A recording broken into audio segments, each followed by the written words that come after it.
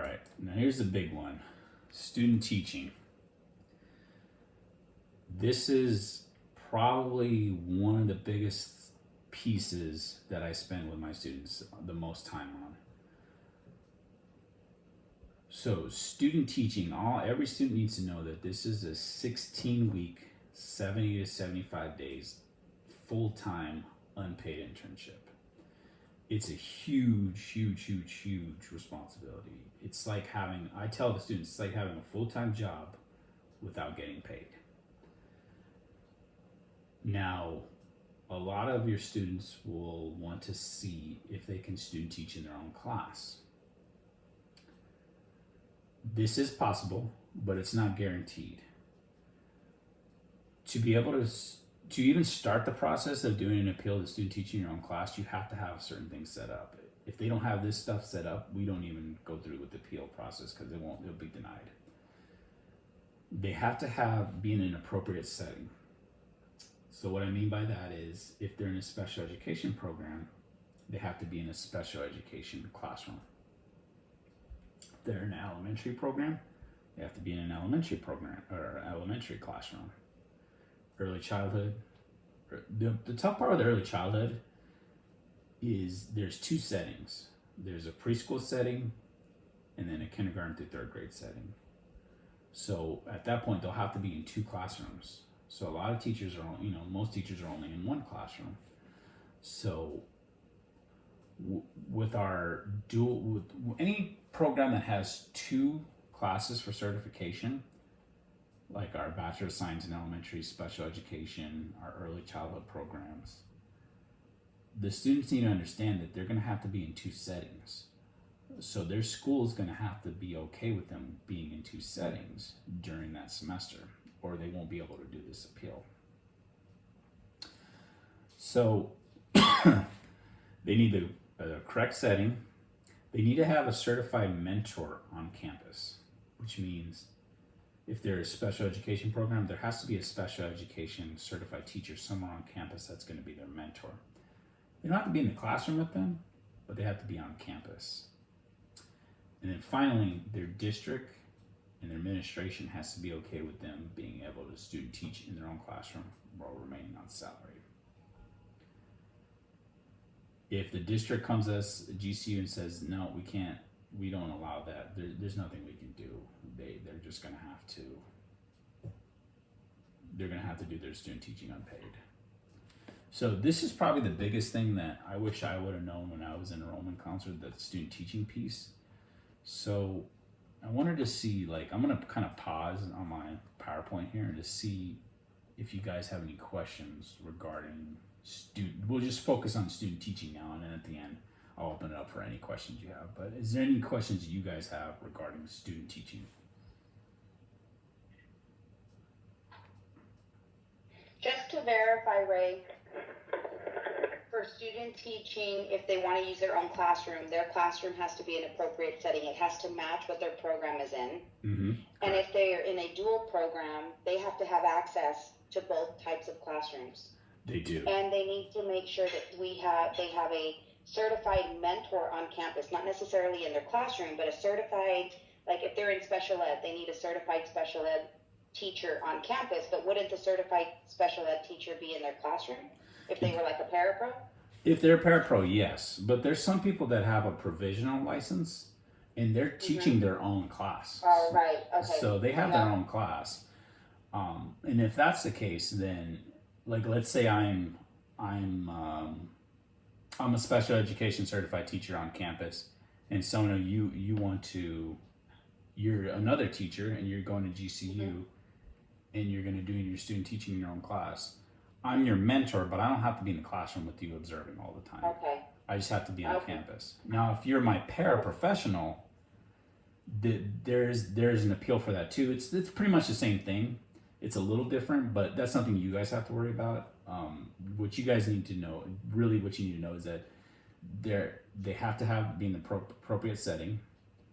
They have to have the certified mentor. It doesn't need to be in the classroom with them. They can be, but it doesn't have to be. And the administration would have to be okay with it. Okay, got it.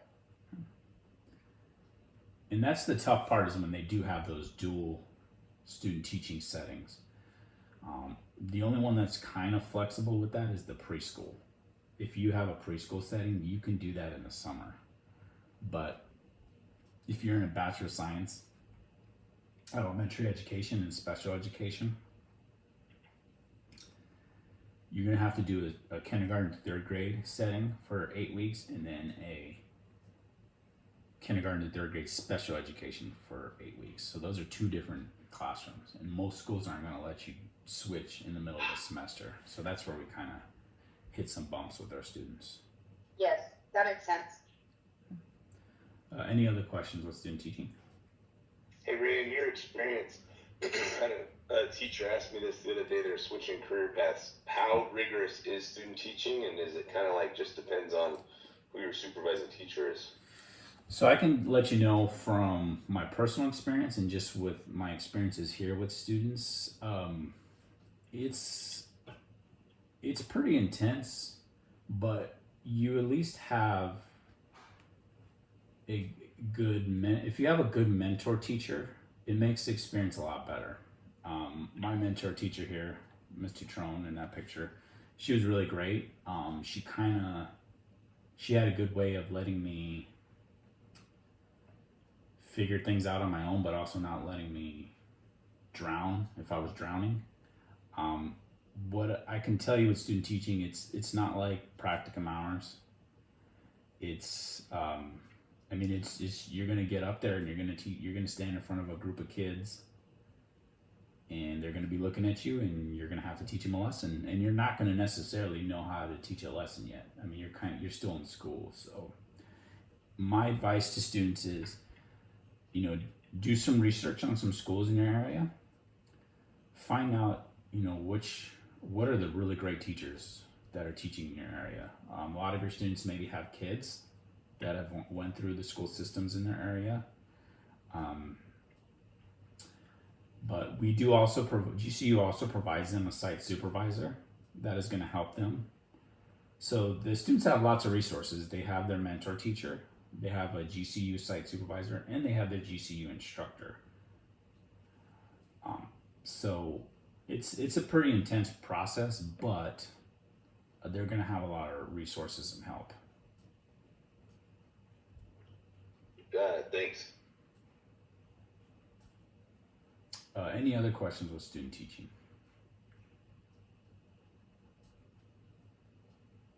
Can you hear me, Ray? Yes.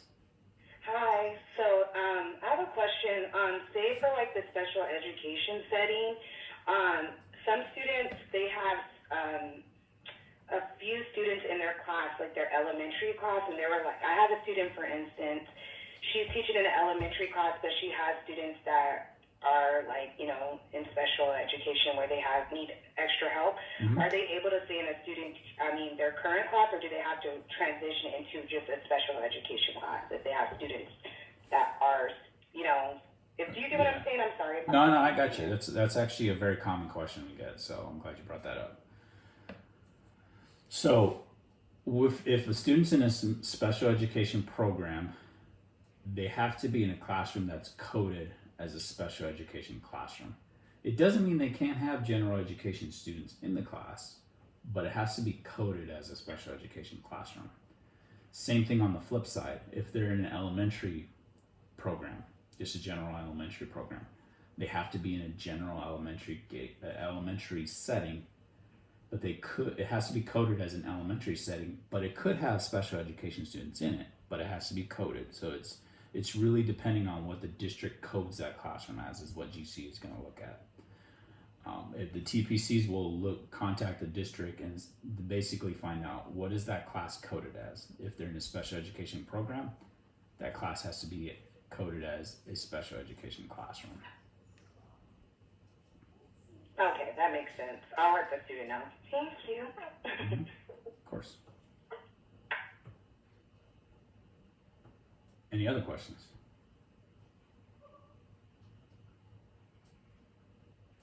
And of course, if you guys ever have any questions, like you have a student that just has a lot of concerns with student teaching, reach out to us.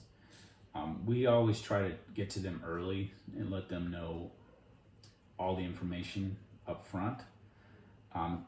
It could kind of be a kind of information overload for the students, but in my opinion, it's best for that they know what they're getting into before they start rolling. All right, so once they're done with their student teaching,